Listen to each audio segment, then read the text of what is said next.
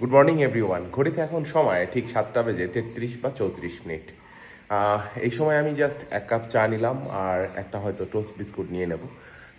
প্রকৃত অর্থে প্রত্যেক দিনই সকালবেলা এখন লিকার চা খাওয়া হচ্ছে। শীতকালটা পুরোটা সময় কফি খেয়ে কাটিয়েছি, আর এখন কিন্তু চা চলছে।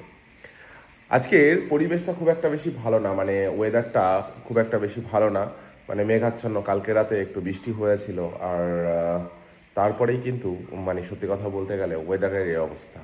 মানে সত্যি কথা বলতে গেলে মানে বৃষ্টি আমাদের এখানে সম্পূর্ণভাবে হয়নি, জাস্ট কোনো রকমের ছিটে ফোঁটা পড়েছে। অনেক জায়গায় শুনেছি প্রচুর প্রচুর বৃষ্টি হয়েছে। দেখুন আজকের আকাশের অবস্থাটা, আকাশটা যেন অভিমান করেছে এই পৃথিবীর উপর, যে বৃষ্টি ঝরাবে, তার কান্না হয়ে যার অভিমানটার সমাপ্তি হবে। অনেক জায়গায় বৃষ্টি হয়েছে বই কি, কিন্তু আমাদের এই জায়গাটাতে কালকে খুব একটা বেশি বৃষ্টি হয়নি। শুধু নর্মালি 2-4 ফোঁটা বৃষ্টি পড়েছে। আপনারা দেখতেই পাচ্ছেন ছাদ কিন্তু ভেজা নেই, ছাদ যেমন ছিল তেমনই আছে। তো এই হলো বর্তমানে কন্ডিশন। আমি বেশ কিছুক্ষণ আগেই কিন্তু ময়দা মাখিয়ে রেখেছিলাম কেন, আজকে আমি পরোটা খাবো। আর এখন ঘড়িতে বাজে সকাল 9টা বেজে 30 মিনিট, তাই চলে এসেছি রান্নাঘরে। এখানে আমি কিন্তু পরোটা করছি। পরোটা বলতে কি, দেশি পরোটা তো জাস্ট কোনো রকমে হয়ে গেল।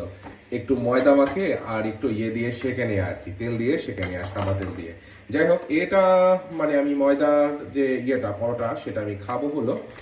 একটু ডিমের অমলেট করব, ব্যাস তাতেই কিন্তু হয়ে যাবে আমার আজকের সকালের নাস্তা বা সকালের খাবার। আপনারা আর কে কি খেলেন অবশ্যই কিন্তু জানাতে ভুলবেন না। আর আমার ছোট্ট মিনি ব্লগটা কেমন লাগলো অবশ্যই কিন্তু জানাতে ভুলবেন না। ধন্যবাদ সবাইকে।